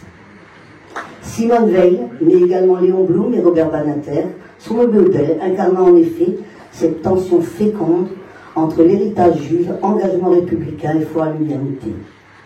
N'est-ce pas encore Jonathan Sachs, dont la pensée lumineuse a réconcilié foi et raison, fidélité à la tradition et ouverture au monde, qui nous a appris que l'éthique juive, sans rien perdre de son exigence, peut dialoguer avec la société. Mon père aurait dit, Zichrono Livracha, son inspirateur, c'était le Rav Shimshon Raphaël Hirsch. La Torah nous dit, j'ai passé devant toi la vie et la mort, choisis la vie. Deutéronome 30-19. Écoutons ce que dit la Torah plus haut. Vois, je te propose en ce jour, d'un côté la vie avec le bien, et de l'autre la mort avec le mal. L'idée du jardin du bien universel répondait à l'injonction de choisir le bien. En 2021, le modèle de jardin des justes universels de la Fondation Gariveau à Milan m'a poussé à créer ce jardin. 2 éditions ont déjà vu le jour à Marseille. L'une sur les génocides, l'autre dédiée aux femmes vaillantes. Grâce à la municipalité, que je remercie ici, les arbres destinés à être plantés au parc du 26e centenaire et qui se trouvent aujourd'hui dans le jardin du Casim, qui sont nos partenaires, et dont je veux saluer ici la présidente Marie-Hélène Landner et sa directrice Myriam Sebot et mon amie intime, et à qui je souhaite la meilleure santé du monde. Planter des arbres signifiés, imaginez, à 26e centenaire, on peut reculer, je vous le dis de suite. Vous passez le message, où il est Johan? Il est au fond, il est au fond. Voilà, vous pouvez plus reculer, j'ai dit devant tout le monde, promesse c'est une promesse. Hein. Au parc du 26e centenaire, incarnant une mémoire vivante, universelle, éthique. Planter des arbres signifie imaginer un nouvel espace d'accueil des jeunes afin d'expérimenter et cultiver la notion du bien, afin de se l'approprier et de le semer à tout vent. À l'instar des justes des nations qui viennent honorer des non-juifs qui ont sauvé des juifs pendant la Shoah, il est possible de sauver des vies à tout âge et à n'importe quel moment. C'est ici que je souhaite rendre hommage à Gabriel Nissim, fondateur de Gariveau, remercier le maire, les élus de la municipalité de Massiac pour leur soutien. En tant que président du Centre Edmond Fleck depuis 2022, je poursuis ma tâche pour une culture juive vivante, large, généreuse. Mon équipe et moi, donc je salue ici tous les membres du conseil d'administration, les passe-présidents, Raymond Arouche, Lucien Montel, Khagaï Sobol, est-ce que j'en ai oublié, et surtout les collaboratrices du jour après jour qui sont là à n'importe quel moment pour tartiner, pour rentrer, pour monter. Elles sont toujours là. Je voudrais saluer très très fort Karine, que vous avez découvert de sa famille à débat, et Paul, qui est toujours à la manœuvre, et mon conseil d'administration, qui est représenté ici par Alexandra, par Pierre-Yves, et j'en ai oublié, mais si vous voulez nous rejoindre, il y a la place. Donc, en tant que président du Centre Edmond Fleck depuis 2022, je poursuis ma tâche pour une culture juive vivante, large, généreuse. Mon équipe et moi développons des partenariats des ponts entre les communautés pour apprendre à nous rencontrer, à nous connaître, pour mieux nous comprendre. Ce centre est ouvert à l'image d'Edmond Flay et de son œuvre, comme l'avait si bien su le dire cher Raïm Korcha, sur la ville et sur le monde, comme une maison chaleureuse où l'on peut penser, écouter, débattre, chanter, étudier, transmettre. C'est l'occasion de saluer nos amis chrétiens, ici présents, Père Gabriel, Raphaël, excusez-moi, Gabriel c'est le signe. Nos amis chrétiens avec qui nous nourrissons un dialogue fructueux. Je veux remercier du fond de cœur ma famille, mes enfants, Nechama et Jonathan, qui n'ont pas pu être là, David et Jessica, Noémie et Steven, mes petits-enfants, Elinor, Liane, Lénie, Samuel, Joseph, Emma et Rose. Elinor et Liane, si vous m'entendez, je vous accompagne avec joie pour votre bat mitzvah, avec la conviction que vous êtes la continuité d'une histoire dont nous sommes les passeurs. Je pense aussi à mes frères et sœurs, Michel, Daniel, Annie, Joël, à mes amis, qui sont tous là présents ce soir, que j'aime tellement, tellement fort et avec qui je fais ma vie à Marseille. J'ai une pensée particulière pour chacun, et aussi pour les disparus qui m'accompagnent, mes parents, mon mari Pierre, parti trop vite, trop tôt, et qui nous a tant manqué. Ceux qui se souviennent de lui se souviennent de ses rires et de ses sourires qui les a marqués. Mes sœurs, Judith et Babette, mes beaux-frères, Sion Citruc de Draguignan, qui est représenté aussi par sa femme et sa petite fille, que je voudrais saluer, ça me touche terriblement de vous voir ici. Sachez que ma belle-sœur Janie a créé la synagogue de Draguignan, et qui a été inaugurée d'ailleurs en présence du grand rabbin de France. Elle a été inaugurée. Réinaugurée, oui, non, mais c'est un nouveau bâtiment. Réinaugurée. C'est vrai que du vivant de mon beau-frère, il y avait déjà une synagogue à Draguignan. Voilà, c'est sûr.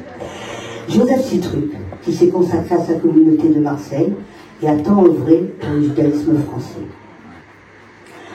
Enfin, je voudrais aussi saluer ici mes amis de l'ULIF, qui m'ont fait l'honneur d'être présents et avec qui je travaille pour vraiment aller dans le sens que vous avez développé, que quelles que soient les opinions, quels que soient les engagements, on a tous à s'apporter mutuellement. Et je voudrais remercier Laurent qui me fait confiance et qui ne m'a jamais rien demandé en retour. Je voudrais également saluer ma synagogue que je chéris par-dessus tout, la synagogue ashkénaze, Akhnasat Orchim, parce qu'elle a ça de particulier, c'est qu'elle n'a pas de rabbin. Je peux parler comme ça parce que j'ai beaucoup de rabbins dans ma famille.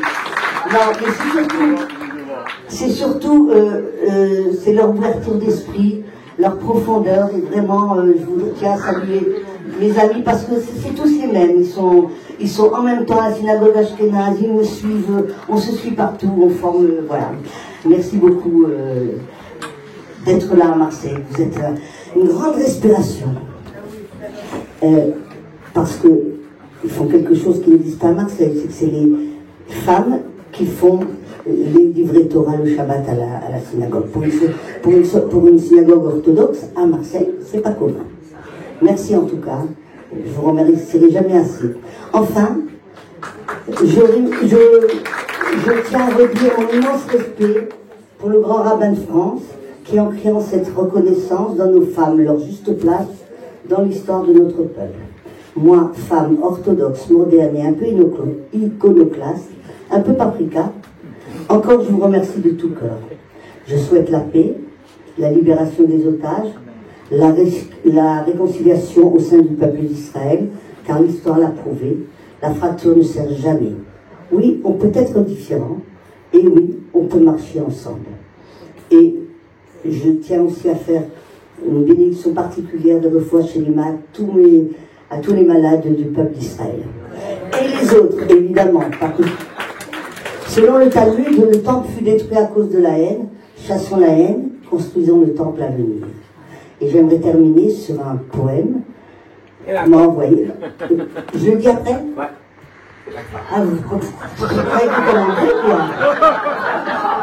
j'ai réussi un truc incroyable à la faire taire. C'était un truc que je voulais faire. Donc voilà, il faut bien revenir au micro. Bravo. C'est ce que je veux dire.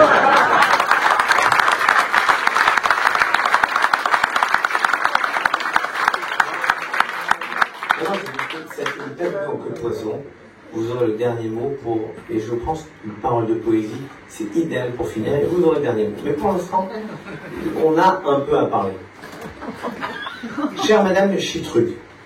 Tu l'appelles Corchia. Je m'avais appelé Corchia. Je vous appelle Chitruc. Moi, c'est Corchia. Chère Madame Chitruc. Et pardon pour... elle est où, ma copine de Draguignan, même si je de Draguignan, elle était par là tout à l'heure. Elle est où? Elle est là. Vous, c'est Madame Citruc. Elle m'a bien appelé. Voilà, ben, comme notre copain Sobol qui fait 2-3 erreurs, c'est pas grave. Alors, elle a raison, elle est formidable. Comme vous tous, elle m'a, c'est pas engueulé, on s'est déchiqueté. Tous les deux, chez sa belle-sœur. Non, je raconte pas, mais on sait des choses. Mais je l'ai trouvée, non, je l'ai trouvée attachante. C'est plein de mauvaise foi comme j'aime. Mais moi, je pensais être quoi de mauvaise foi.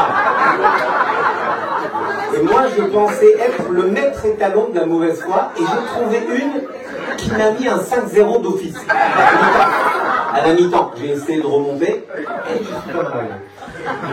Mais elle a raison, et moi, quand j'ai reçu cette proposition, c'est le grand rabbin Gilles Bernard et son épouse Joël qui nous ont proposé votre candidature sur quelque chose pour lequel j'ai du mal à convaincre les rabbins locaux, les grands rabbins locaux, mais heureusement que j'ai des présidents de consistoire formidables comme Michel, parce que quand j'ai dit, je veux dorénavant, d'abord j'ai relancé le titre de travers, qui est, vous l'avez très bien expliqué, une façon de distinguer des hommes, c'est un travers des hommes, qui s'engageaient pour la Torah, pour défendre la Torah, porter la Torah bénévolement.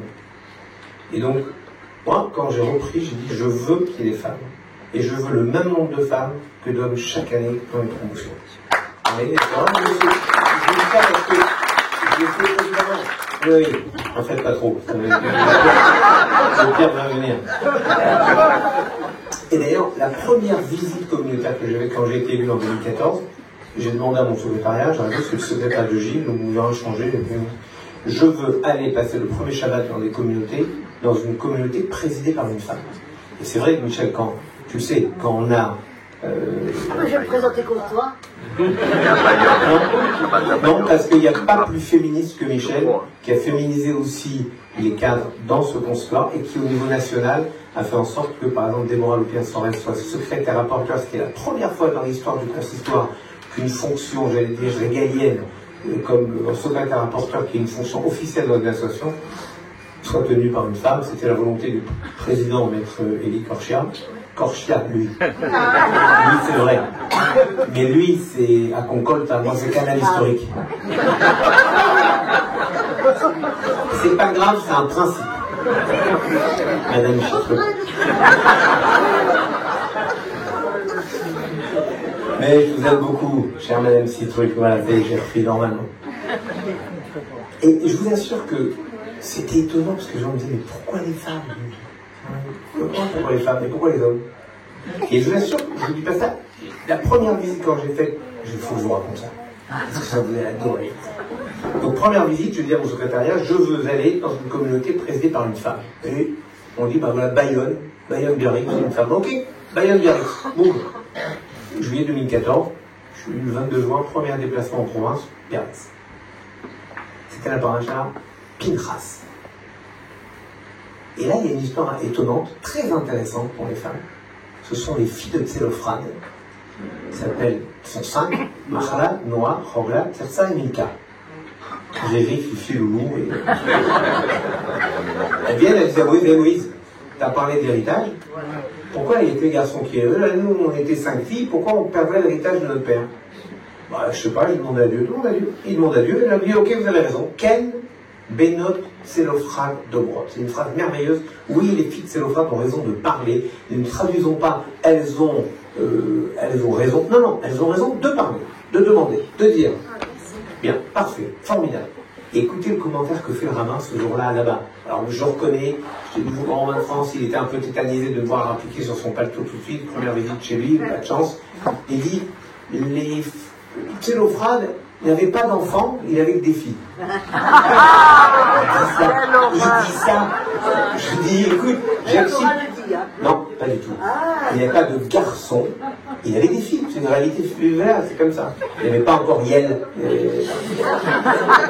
Et donc j'ai imposé ce principe de Yekirat Akila, qui est aimé par la communauté, c'est-à-dire des femmes qui, par leur engagement, encore une fois bénévole, sont capables de transformer la compréhension de l'étude et des textes. Et c'est ce que vous faites, et c'est magnifique.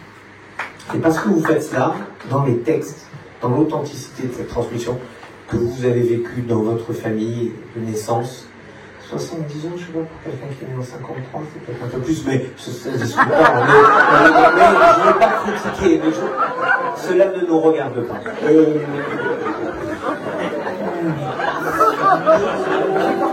Oui, formidable. Formidable, une merveille. Une merveille. Et puisque vous parlez texte, moi je vais vous parler texte, vous avez cité Yoshua Leibowitz. Je ne critique pas, il se trompe. Et Yoshua Leibowitz se trompe, ou alors il a enlevé quelques pages du Talmud, il a sans doute enlevé la page où Rabbi Meir, je sais pas moi, Rabbi Meir donne un commentaire sur les psaumes, sa femme Brouria lui dit « Eh Meir, tu te trompes ?» Il lui dit « Tu as raison. » Elle donne un commentaire sur les textes. Elle ne dit pas « J'ai aimé les boulettes que j'ai faites Shabbat à la maison. » Non, non, non.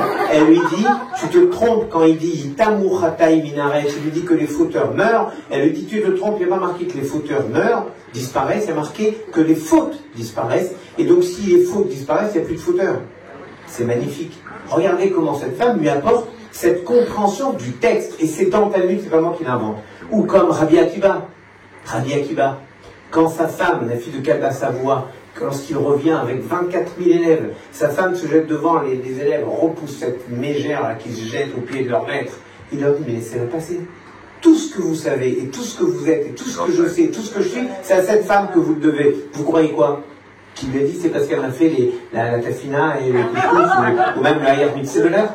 Je ne compte pas.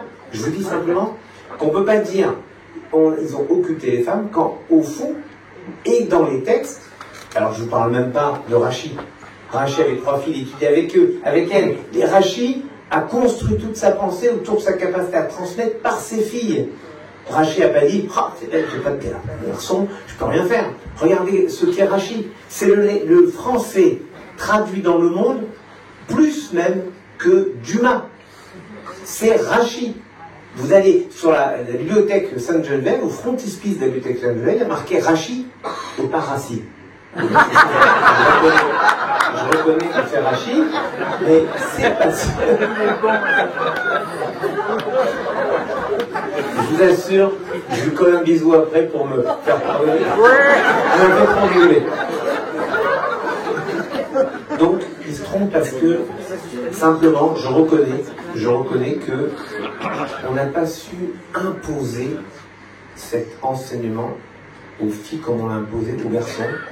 Et moi, je crois injuste, profondément ridicule que nos filles soient majeures à Polytechnique, soient majeures à Assas, et on leur dit, mais contente-toi de la recette de ci ou de ça, et tu apprendras un peu Modéani, et puis ça suffira largement. Mais pas du tout. Moi, je veux qu'elle s'associe à nous. Et quand le Talmud dit, plus on augmente le nombre de sièges, comme la fameuse histoire avec Rabbi Elazar ben Azaria, qui avait tout juste 18 ans, effectivement, et qui, Rabbi Elazar ben Azaria, à 18 ans, et malgré son jeune âge, devient le chef de l'académie, il décide d'ajouter 700 bancs ce jour-là. Ça veut dire quoi? Combien de personnes sur un banc? 4, 5, 6, je sais pas, 4, disons. Eh bien, 4, ça fait 2800 personnes. Vous vous rendez compte? Il rajoute ce monde, tout le monde. Et toutes les questions en suspens sont réglées. Ben, ça veut dire que plus on étudie, avec le nombre de personnes et de la diversité, et évidemment les femmes, plus on arrive à comprendre le monde différemment. En tout cas, c'est ce que vous avez fait, parce que vous êtes une véritable enseignante. Et j'ai vu, quand je reçu votre dossier, moi, en fait, il y a une commission qui est présidée par Marc Cogel, qui est un formulaire, qui est le président de la communauté d'art de Montevideo. Et il y avait un truc que je leur ai dit, ne dites pas ça. On me dit, c'est une formidable enseignante dans les écoles juives. Je dis, elle a été enseignante dans les écoles de la République. Parce que les écoles juives sont des écoles de la République qui forment des futurs citoyens. Je refuse qu'on enferme nos écoles uniquement dans notre caractère propre pour ne pas ce sont des écoles qui sont aussi des écoles de la République. Et je sais, moi, quand je travaillais avec le grand Bain, j'avais le grand honneur de travailler avec le grand Bain Citrus. Je connais son obsession littérale pour Gan Ami. Chaque fois que je me bagarrais pour les postes budgétaires, pour avoir, et c'était Gan Ami à qui on devait d'office donner des postes, parce que c'était un peu à travers vous, c'était son projet. Il avait un attachement, et en fait, vous avez été capable de faire que cet homme, moi je l'aimais profondément, cet homme a toujours eu besoin de personnes qui suivent des projets qu'il initiait. C'était un formidable initiateur de projets, mais il fallait en conduite des opérations, comme je l'aurais dit en termes militaires, qu'il y ait avec lui des personnes capables de porter ses projets sur le long cours, et vous avez été celle qui a été capable de porter sa femme. Vous avez travaillé dans la bibliothèque juive de Marseille, moi j'aimais ça, vous investissez dans le CRIF, dans le Casim, et puis au Centre Flegg évidemment. Vous en avez parlé, moi j'ai adoré votre projet de planter des arbres, en pensant... Oui, j'adore l'idée de penser les arbres. Et vous savez, je voulais vous dire pourquoi planter les arbres c'est formidable. Parce qu'il y a marqué dans la Bible qu'il y a Adam Etz Asadé, car l'homme est un arbre des champs. On ne se rend pas compte que quand on plante des arbres, en fait, on indique une voie pour nous tous. On nous indique d'une manière parfaitement claire. Retrouvons nos racines, renforçons nos racines, mais soyons capables d'extérioriser aussi ce qui fait notre foi. Nous, on a une étape, un étage supérieur qui dépend aussi de la solidité des racines. C'est ce que disent les Maximes des Pères. Et je crois que vous contribuez, il faut que les élus de Marseille le sachent. Les Maximes des Pères disent la vie c'est comme un arbre. Si un arbre a des racines fortes et puissantes, viendra la tempête la plus incroyable, elle ne pourra rien faire à cet arbre. Mais si vous avez un arbre magnifique qui a des racines très faibles, la moindre tempête soufflera et le déracinera. Alors je crois que parfois, notre jeunesse, notre société, elle est fondée sur des racines tellement faibles, fragiles, qu'elles en semblent quasi factices. Et on a besoin de retrouver la profondeur de nos racines, ce sont les textes, pour garantir la pérennité de ce en quoi on croit. Et vous l'avez évidemment fondé ce groupe d'études sur l'engagement sur les femmes, l'engagement des femmes dans la communauté. Je suis, moi, très sensible. Je vous ai dit que Michel, le professeur central, y est particulièrement sensible, parce qu'il n'y a aucune raison, oui, c'est vrai, comme vous l'avez dit, de se couper de 50% de la communauté avec une seule limite absolue pour nous, c'est la halakha. Et je crois que tant les gens qui sont travers que les femmes qui sont distinguées du type de Yekirat Akida, on est dans une volonté de respecter absolument la halakha. Alors, il ne s'agit pas de dire ceux-là sont bien, ceux-là sont pas bien, mais la halakha nous permet de faire ce que disait Georges Aubrac, et je conclurai là-dessus. Georges Aubrac, qui était un peintre incroyable, de mon point de vue, c'est un des plus grands, malheureusement pas forcément celui qui est le plus connu, le plus cher dans les ventes aux enchères, parce qu'apparemment la seule cote qui vaille maintenant, c'est la cote des enchères. Mais Georges Aubrac, d'abord, a été un grand combattant de la Première Guerre mondiale, il a été un résistant lors de la Seconde, ce qui est beaucoup plus rare chez les artistes, croyez-moi, et il a surtout tout inventé avant tout le monde. Et Georges Aubrac a dit « J'aime la règle qui corrige l'émotion. J'aime la règle qui corrige l'émotion. » Ce qui fait que, face à des situations assez extraordinaires, on revient à la règle. Comment on doit voir les choses, comment on les pense. Et on est protégé de toutes soit les élucubrations, soit toutes les remontées d'émotions qui nous pousseraient à dire, à faire la règle, la halakha. Et ça, c'est une chose extraordinaire. Et moi, j'aime, pardon de vous le dire aussi simplement, j'aime votre façon d'être une révoltée qui accepte les limites de la halakha. Alors, je ne dis pas que vous ne les côtoyez pas parfois, parce qu'on en parlait, vous, Liliane, ma grande copine Yann Valin, que je suis allé voir à l'hôpital. Oui, elle me l'a dit. Non. Oui. Quelle balance, elle vous a dit ça. Elle vous a dit. Non, mais je vais vous dire, quand j'ai reçu quand mon secrétaire m'a dit, vous allez recevoir un mail pour recevoir une distinction, je lui ai dit, mais pourquoi faire? Alors, elle m'a dit, elle m'a parlé de ce titre, et celle qui l'a reçue, la seule qui l'a reçue que je connaisse, c'est mon amie Janine Elkoubi, qui était une élève de mon père d'ailleurs, et je l'ai appelée, j'ai appelé Liliane, je lui ai dit, pourquoi tu... Elle m'a dit, mais tu n'as même pas le droit de refuser. Bravo. Elle m'a dit, voilà. Elle m'a dit, et le grand rabbin Corsia, le rabbin Corsia est un homme très bien. Elle m'a dit, c'est un homme très bien. Je lui ai dit, ah, mais tu fais mal de le dire.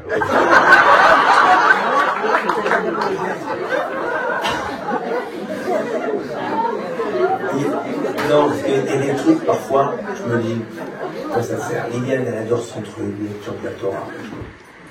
Moi, je pense qu'il y a, entre hommes et femmes, cette immense complémentarité qui fait qu'on n'est pas dans une compétition, on est vraiment dans une complémentarité. Il y a des choses, on se prive bêtement de la capacité des femmes d'analyser les choses différemment.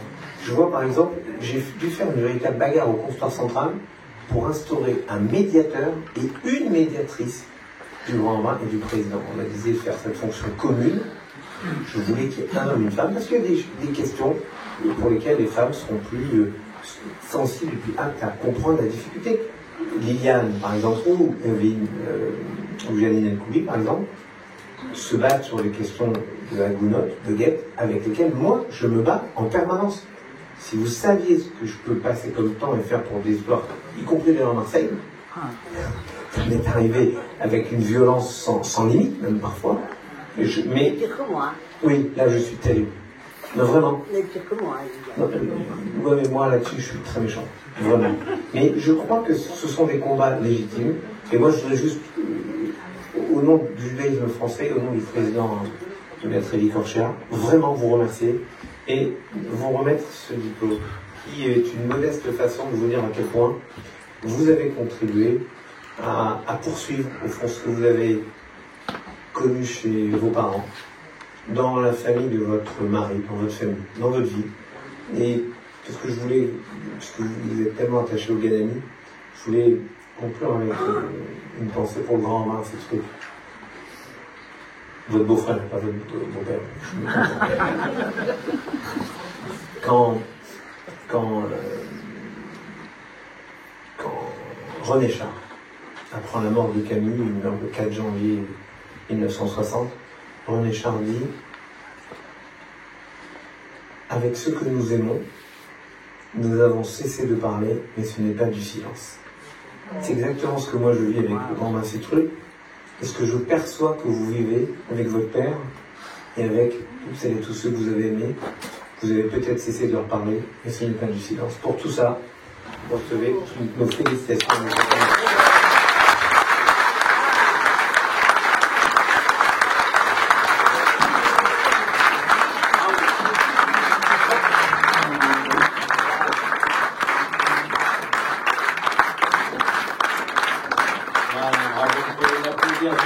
Honoré par le grand rabbin de France, à travers le consistoire.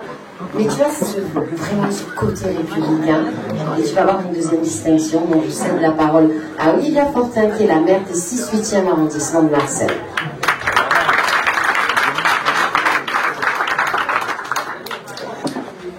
Ah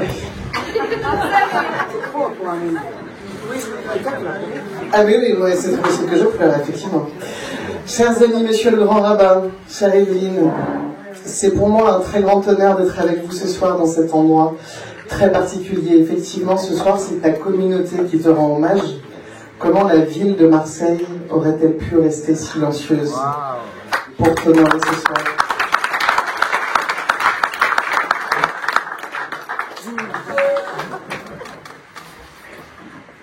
Tu l'as dit, Evelyne, nous sommes effectivement élus, quelques-uns ici, mais nous sommes venus en tant qu'amis.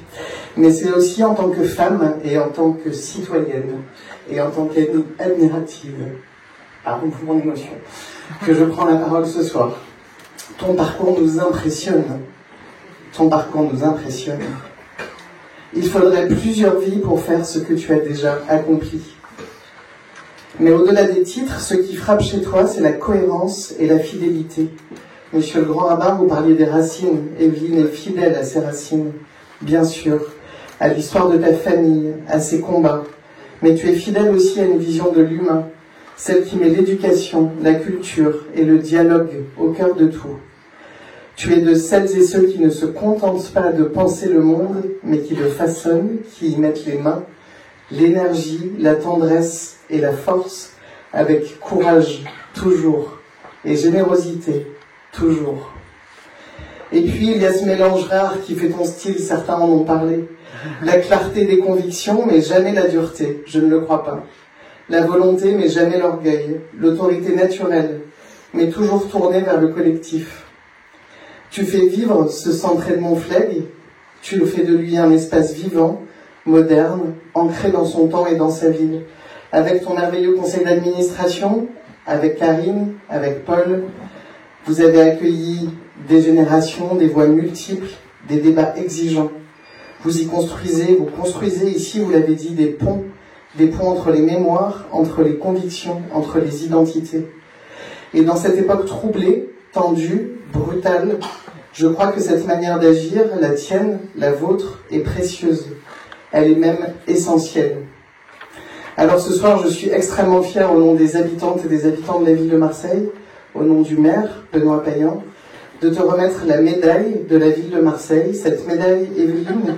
Ah ouais.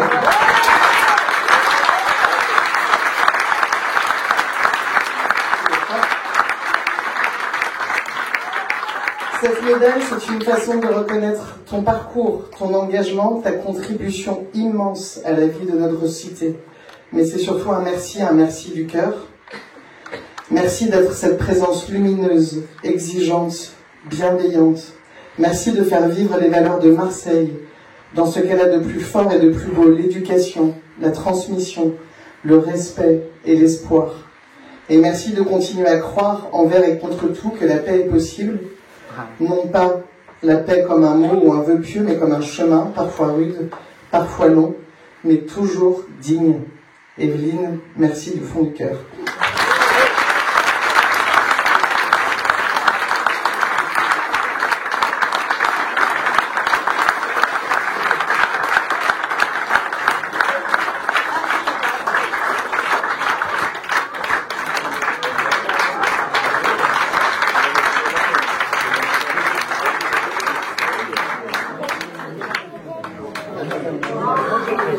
Abonne-toi.